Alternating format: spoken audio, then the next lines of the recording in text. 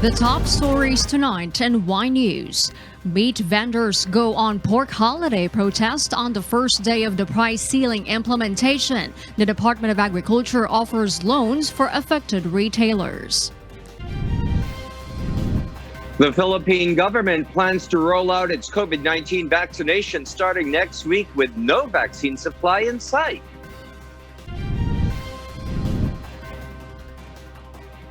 The country has recorded its first fatality of the B117 variant case, but health officials are puzzled how the patient got infected with the virus.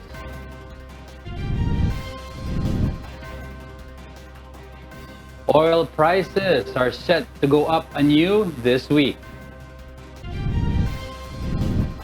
At least 14 people are dead and hundreds are missing after a glacier unleashed a devastating flash flood in a hydropower plant in India. And developers of AstraZeneca's coronavirus vaccine will release a modified vaccine that they say will be effective against the new variant from South Africa.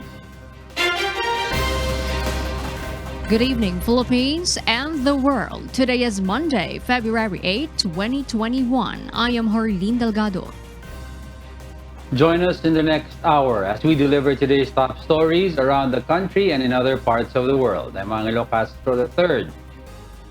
We are also seen in 1,935 satellite monitoring centers nationwide and via live streaming worldwide through the UNTV News and Rescue social media accounts and our website, UNTVweb.com. I am William Theo. First in the news. The implementation of the price ceiling on pork and poultry meat in Metro Manila has started today, but some vendors in major public markets have opted to close their stalls, declaring a meat holiday. Ray Pelayo will tell us why. Meat vendors in Commonwealth Market adhere to the implementation of the price ceiling on pork and poultry meat that started today. Pursuant to Executive Order 124, the mandated price cap for each kilogram of pork shoulder or kasim is 270 pesos, 300 pesos for pork belly or liempo, and 160 pesos for chicken in all supermarkets and public markets across Metro Manila. Pork vendors Rolando Tagara and Romulo Manson said they do not know if they can sustain their daily expenses with the 60-day price cap. Some of the vendors did not open their stalls today as the price cap will mean big losses for them. Tabla lang mo. Pag nagbayad ka man ng pesong 3.5, talo na. Yung mga kasamahan ko po. Sahod pa. Pag ganito ang sitwasyon, sir, di muna po kami magtitinda. Araw-araw, talo ka nun. Wala, talo yan. Magkano yung presyo 1? 270 saka 300 eh. Aywan ko bukas kung may makuha silang baboy. The local government of Quezon City explains that few meat retailers were able to sell today because of the supply of cheap pork available. Kakaunti na nakapagtinda kasi kakaunti yung nakakuha ng supply na aabot sa tamang presyo. Kung nakakuha sila ng mataas at na may resibo sila, dalawa silang imbestigahan yung tindera at saka nagbigay sa kanila. Hogs from Mindanao are now in transit in Metro Manila. The transport is subsidized by the DA so that traders and vendors can buy them at a lower price. We are still going to find a way para ang ating hog raisers, matulungan natin sila na yung kanilang farm gate bumaba nang hindi sila nalulugi. Number one. Ang biyahero dapat masustain nila yung negosyo nila, hindi sila dapat malugi pero merong mga interventions na kailangan to put in place.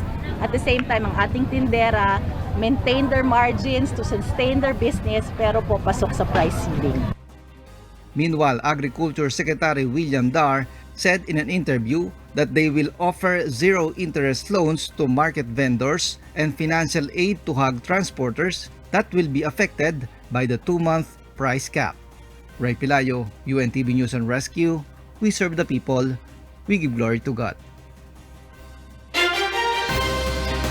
Meanwhile, Malacanang has appealed to pork retailers to reconsider their pork holiday protest and resume selling their products for the sake of consumers. Presidential spokesperson Harry Roque said the administration hopes that these retailers would continue to sell their products as the government is offering subsidies on the transportation of these products and will provide financial aid to local vendors. Roque said that while they support the consumption of alternative sources of protein, they also appealed to the group to put a stop to the pork holiday. Roque assured that the government is taking measures to find solutions on the issue of inadequate supply of pork products and their increasing price. The Department of Justice has directed the National Bureau of Investigation, or NBI, to conduct an investigation into the alleged manipulation of prices of pork and other basic products by some unscrupulous groups and individuals. Under Department Order Number 29, the NBI can file charges if evidence warrants. The agency is given 30 days to submit its report on its probe to the Office of the Justice Chief.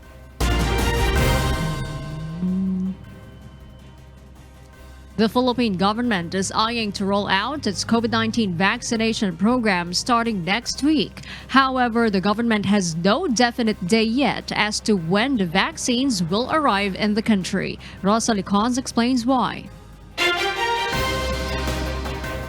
The government says it is ready for the COVID-19 vaccination rollout for the health workers starting February 15, but there is no particular date yet on when the first batch of the 117,000 Pfizer-BioNTech vaccines will arrive in the country. The COVAX facility has assured that the Philippines will receive the vaccines by mid-February. Ilang tulog na lang mga kaibigan at darating na po ang unang batch ng ating bakuna. Sa katunayan, ready or not ready, handang-handa po ang ating gobyerno para magsimula ang ating vaccination drive itong 15 ng Pebrero. Presidential spokesperson Secretary Harry Roque said that anytime this week, the COVAX facility will notify the Philippine government on the exact shipping day via airline of the first batch of vaccines. Meanwhile, President Rodrigo Duterte has been included in the Priority Group A2 or senior citizens who will be first to receive the vaccines. Currently, the President is 75 years old. Importante rin po na magpabakuna siya para sa vaccine confidence. No? So inaasahan po natin na isa siya sa pinakauna. Whether it is done publicly or privately will be his decision. This year, the government targets to inoculate most of the country's adult population. For local chief executives, once vaccines are available in the country, minimum health protocols should still be strictly observed. Rosalie Coz, UNTV News and Rescue. We serve the people, we give glory to God. Meanwhile, health experts are calling on the public and private sectors to strictly follow the priority list for the National Immunization Program against Coronavirus Disease 2019. The government, meanwhile, is set to conduct a vaccine simulation exercise tomorrow. Aiko Miguel will tell us why. Health Professionals Alliance Against COVID-19 or HPAC worries that some might cut lines on the prioritization of Filipinos to first receive COVID-19 vaccines.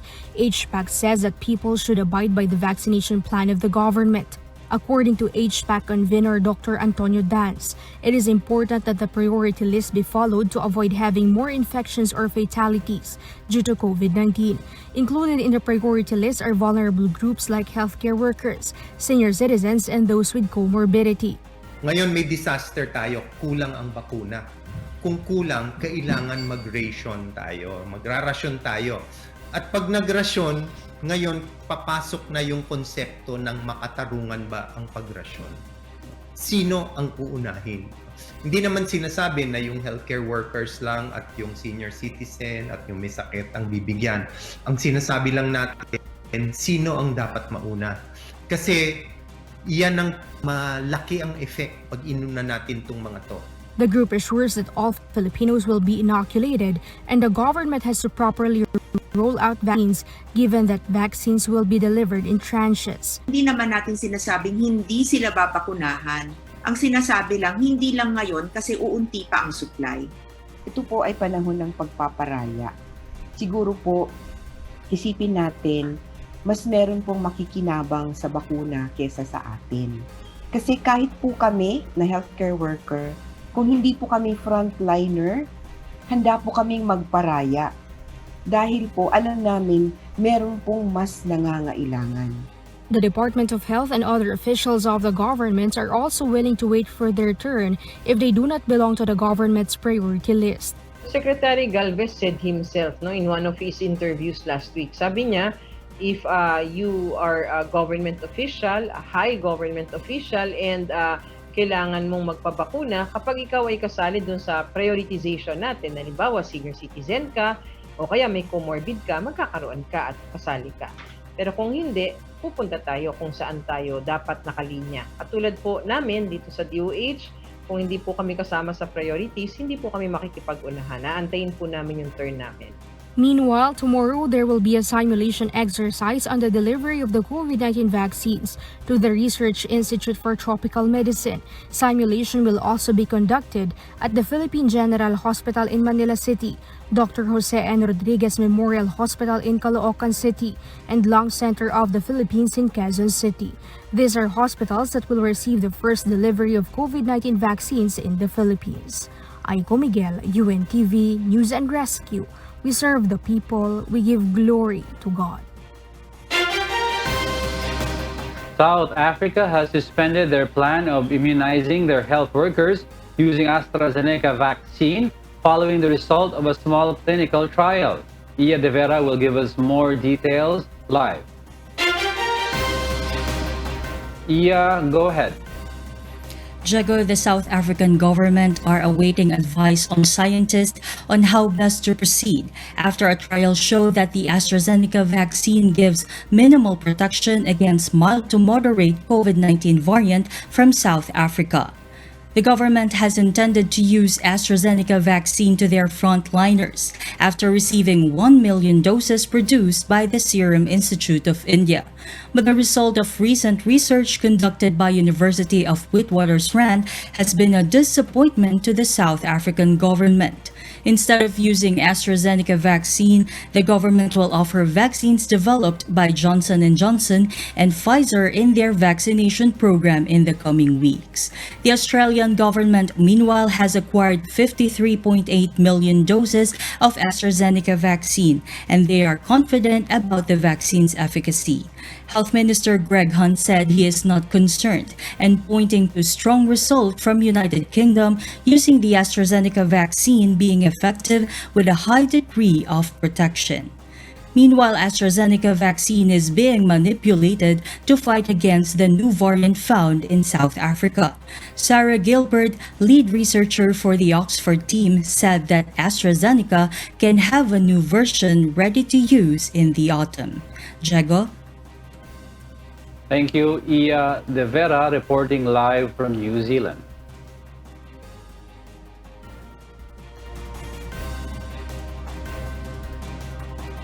For those watching us on YouTube, please click the subscribe button you see on the right side of your screen and ring the bell for notification. You may also follow us on Facebook.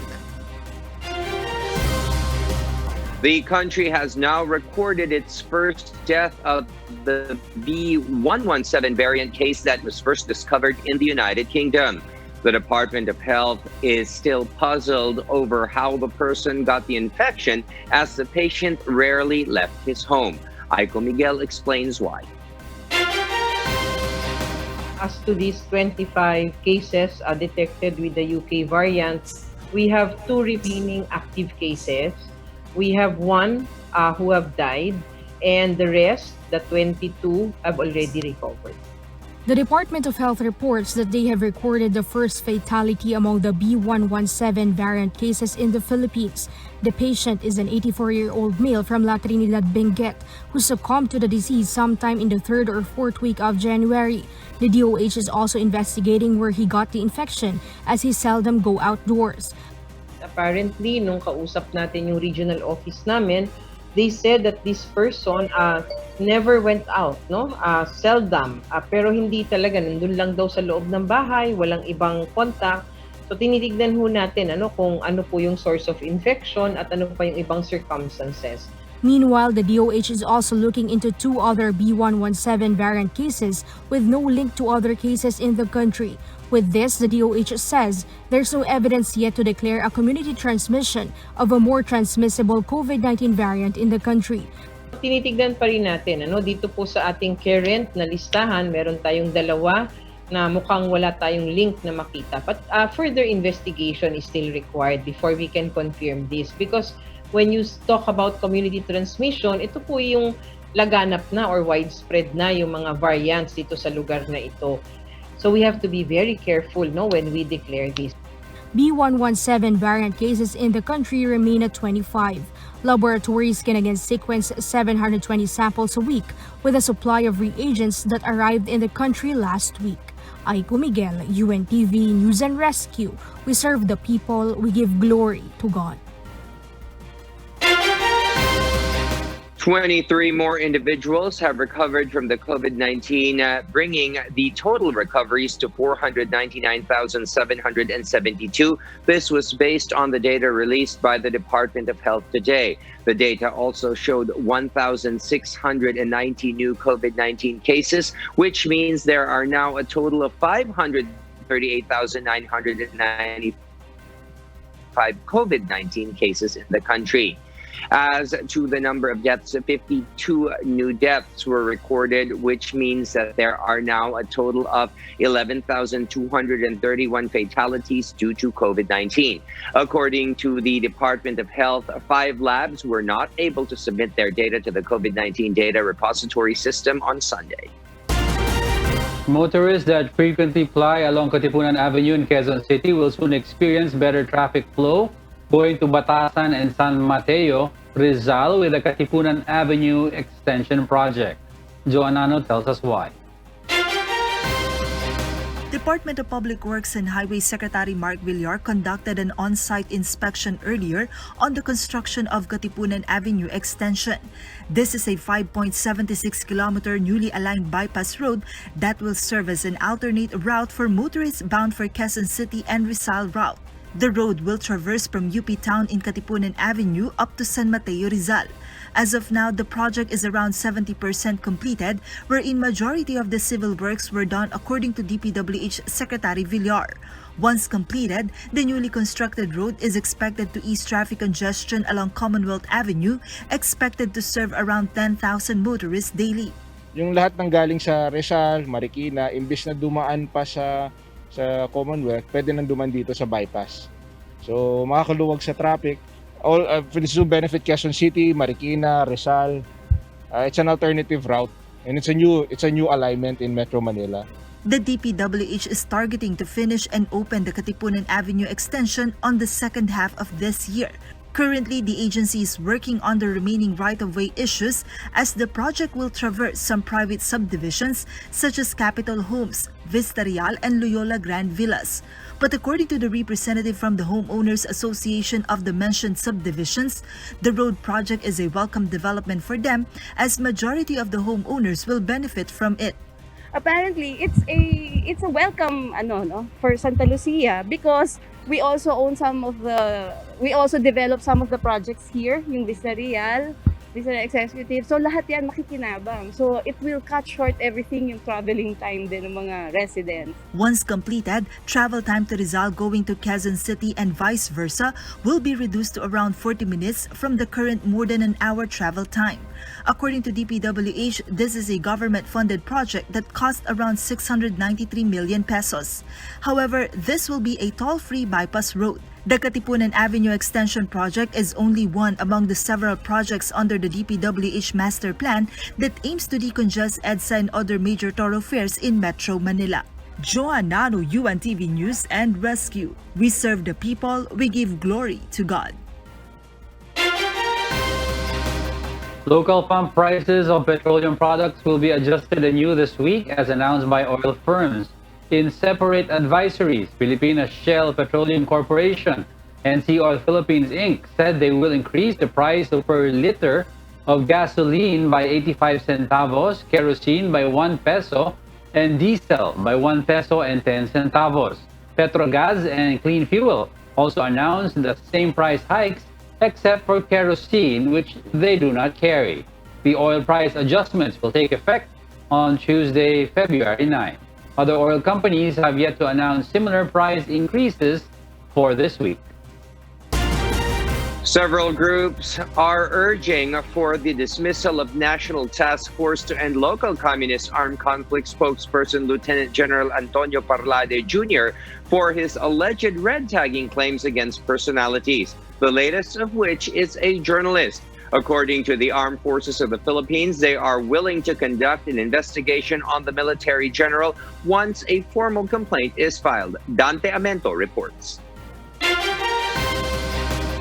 The Armed Forces of the Philippines believes that NTF-ELCAC spokesperson Lieutenant General Antonio Parlade Jr. has substantial evidences in his latest pronouncements against some personalities or groups allegedly connected to the communist group.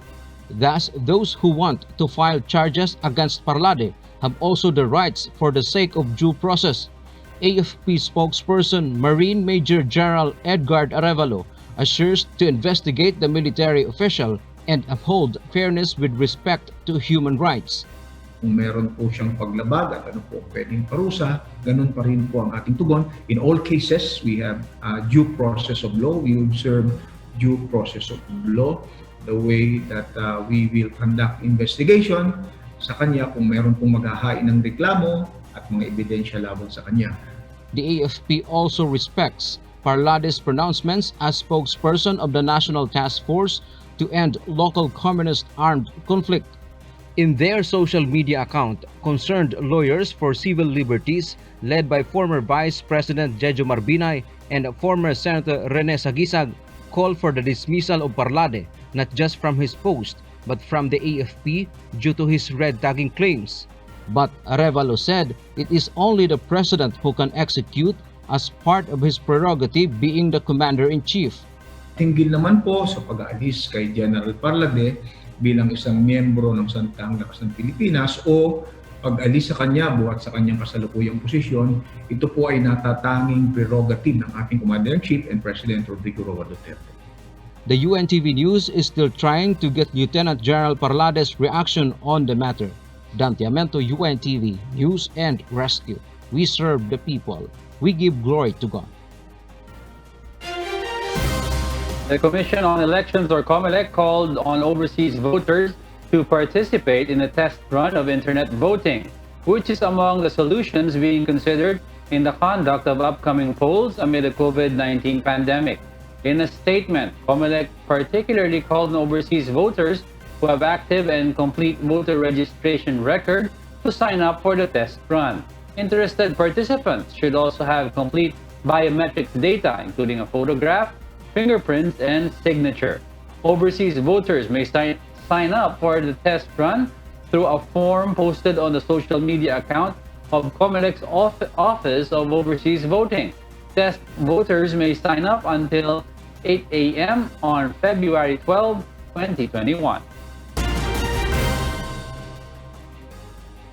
Senate President Vicente Sotto III has lamented the supposed misinterpretation of the Child Safety in Motor Vehicles Act, also known as the Child Car Seat Law.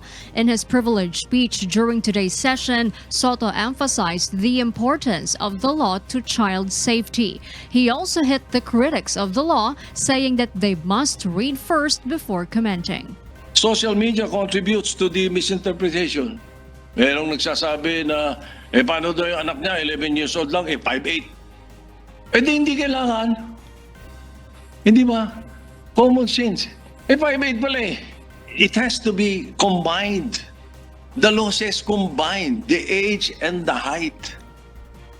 Ganun at saka weight.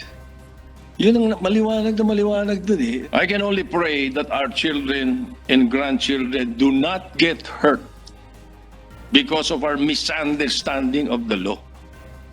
Kaya please, basa muna bago kumontra. He also blasted those who made fun of the law, including Land Transportation Office or LTO NTR Director Clarence Ginto, who answered some of the questions about the law in jest on a television interview. According to Sotto, he supports the deferment of the law only because of the pandemic. Problema sa postponement, but please do not demonize. Ganun ang ginagawa ng iba eh.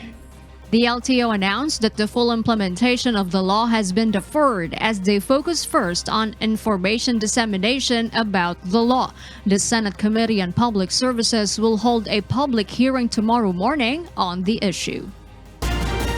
In other news, the Philippine Institute of Volcanology and Seismology, or PHIVOLCS, reported 44 aftershocks almost 24 hours after a magnitude 6.1 quake jolted Davao del Sur.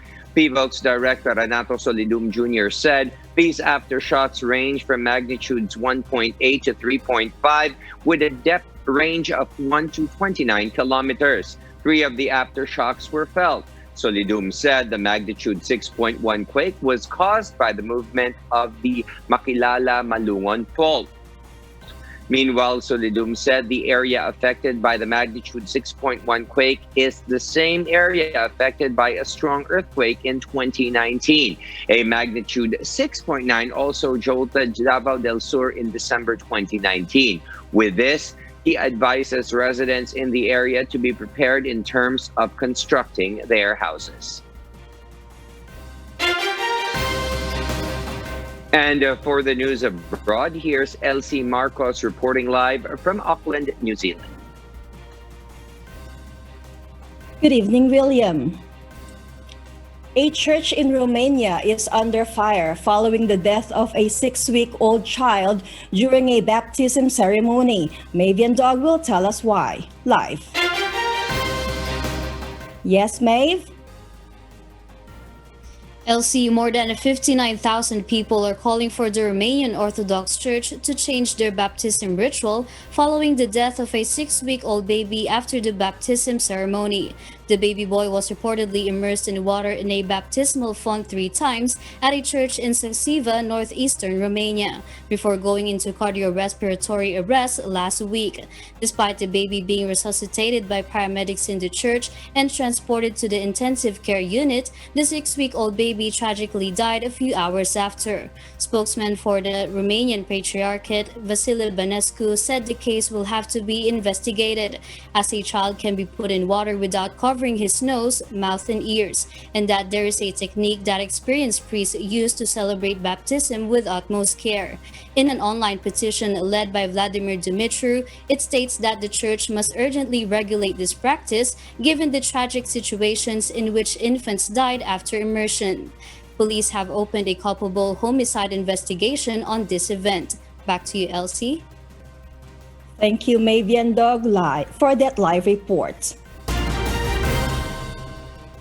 14 people are confirmed dead and more than 100 are still missing in an avalanche that struck 2 hydropower plants in northern India. Early Briones will tell us the why.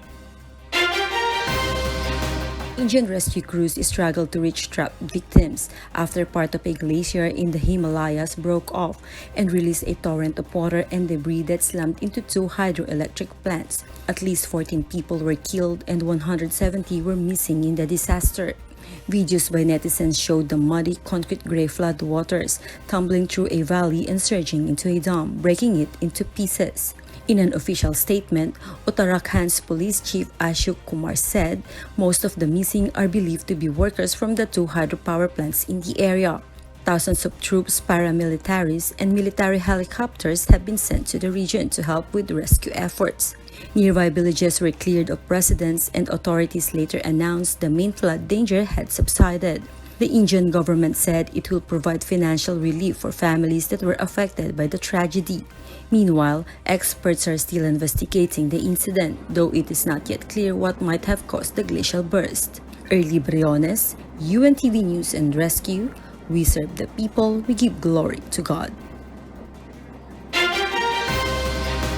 As the internet blackout in Myanmar eases, Tens of thousands of protesters continue to rally in Yangon, denouncing last week's military coup and demanding the release of elected leader Aung San Suu Kyi.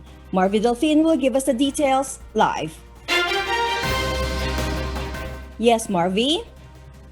Elsie, the United Nations estimates that there were at least 60,000 protesters in Yangon alone, making it one of the biggest protests since the 2007 Saffron Revolution that helped lead to democratic reforms. UN staff also estimates that at least 1,000 people joined a protest in the capital Naypyidaw, while protests were also reported in the city of Mandalay. Lines of armed police with riot shields set up barricades, but they did not try to stop the demonstration, and some marchers presented police with flowers. The crackdowns have not resulted in bloodshed so far, but shots were heard in the southeastern town of Miyawadi, and uniformed police with guns charged a small group of protesters in a live video posted online. According to Thomas Andrews, the United Nations Special Rapporteur on Myanmar, more than 160 people have been arrested since the military seized power, and as protests gather steam, the military ordered telecom networks to freeze access to Facebook, Twitter, and Instagram. Yesterday afternoon, the military ended a day-long blockade of the internet. Myanmar's Ministry of Communications and Information said social media sites were shut down due to the people who are troubling the country's stability, claiming they were spreading fake news and misinformation and causing misunderstanding among people. Local telecom networks as well as social media companies were reluctant in complying with the military's orders, but did so while expressing grave concerns regarding breach of human rights. There has been a dramatic uptick in the demand for virtual private networks or VPNs to bypass the blocks. Elsie? All right, Marvy, thank you for that live report. And those are the reasons behind the news in other parts of the globe. Back to you, William. Thank you, Elsie Marcos, live from Auckland, New Zealand. And those are the reasons behind the news, February 8, 2021. I am Harleen Delgado.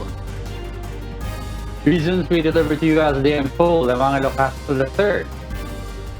Because we need to know, we will always ask why. I am William Theo. We serve the people. We give glory to God.